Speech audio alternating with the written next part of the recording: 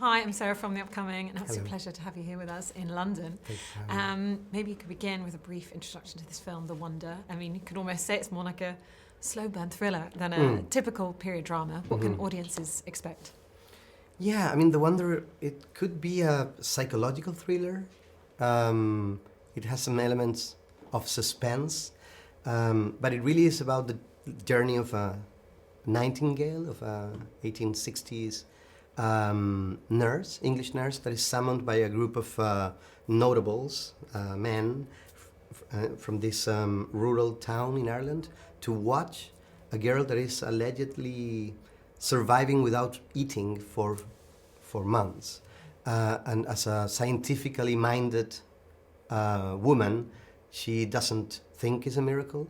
She tries to uncover the hoax. There might be something more ominous behind everything.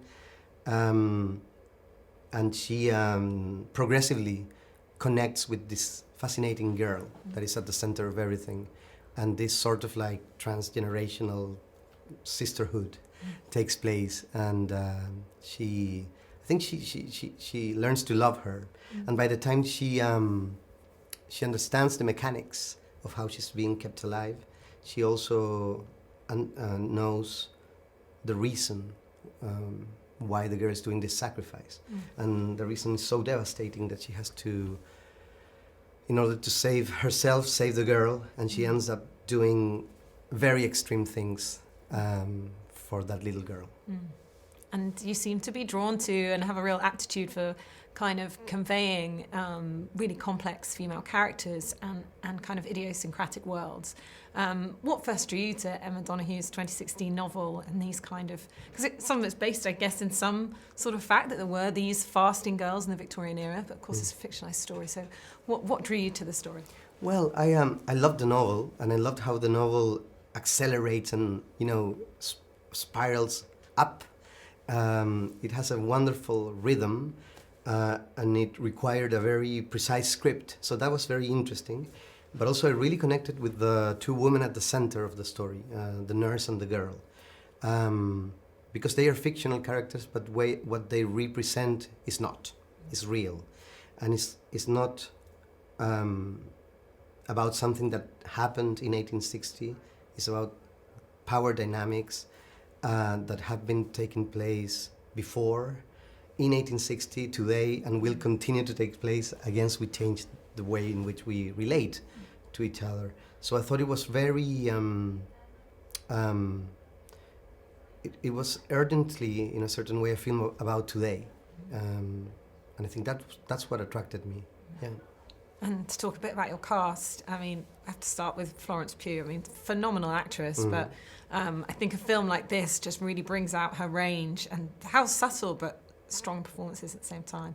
But also the incredible supporting cast from Tom Burke to, and of course, Keela as Anna. So maybe we can talk about Florence first, but also the rest of the cast. Yeah, well, when we finished the script, we sent it to Florence, and she accepted quite quickly, and I was really happy because, of course, I admire her immensely, and I knew we had a film.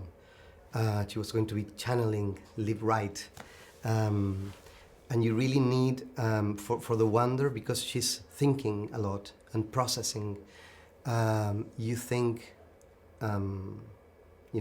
with her, and it's almost like Florence is so brilliant that it's almost like her thoughts are palpable.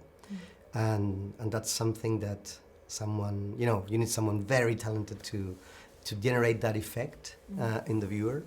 And also, the girl, of course, was a challenging role, and we saw hundreds of tapes during COVID. And when we saw Keela's tape, I was really speechless. I mean, she was 11, and had a very profound understanding of the character, and a huge commitment, so it was great. Her mother, Elaine Cassidy, played her mother in the film, and then we were very lucky that the script attracted or was appealing enough to have great actors like Toby Jones or Karen Hines, among others. And tell us a bit about the look and feel of the film. I mean, it feels very earthy, that we're really there in kind of rural Ireland, the blustery wind, the mud. But then there's also this element where you kind of take us out, you know, and make us realise we are watching something that's artifice at the beginning and the end. So maybe just talk through some of those decisions as a filmmaker. Yeah, well, the film explores how, you know, different belief systems collide. You have science and faith, or reason and magical thinking, and they are like clashing, and so it is apart from the themes, you know, that the film explores because of the characters' journeys. It's also a film about the power of fiction in our lives. The stories we tell each other, we tell ourselves, we co-create, religion, ideology, etc. Politics, you know, ultimately, and in that sense, I really wanted for the film to you know, openly say to the viewer, the film itself is a construct. You will believe in it, and you will be kindly reminded that you are believing in it, and the mechanisms in which the viewer believes in a film is not different from the ones that, you know, that we use in life to believe in whatever we believe in. So ultimately, I think the film is asking, what do you believe in? What are you? Who are you believing in? And are you like in a fixated position, or are you maybe more open to adapt, change your beliefs according to whatever life presents to you? And it also seems to, you know, be picking up on, you know, the fact that she is kind of resisting the institutions, the patriarchy. So we could just talk a little bit about that, and also maybe how it does link with your other films, and what we might be working on next, and if there's a thread there. Well, I mean, yeah, Liv is the English nurse that arrives to Ireland, you know, in 1860, like the worst possible moment for an English woman to go there. But apart from that, she's really like facing the mandates of the community, right? And it's not random that it's a group of men.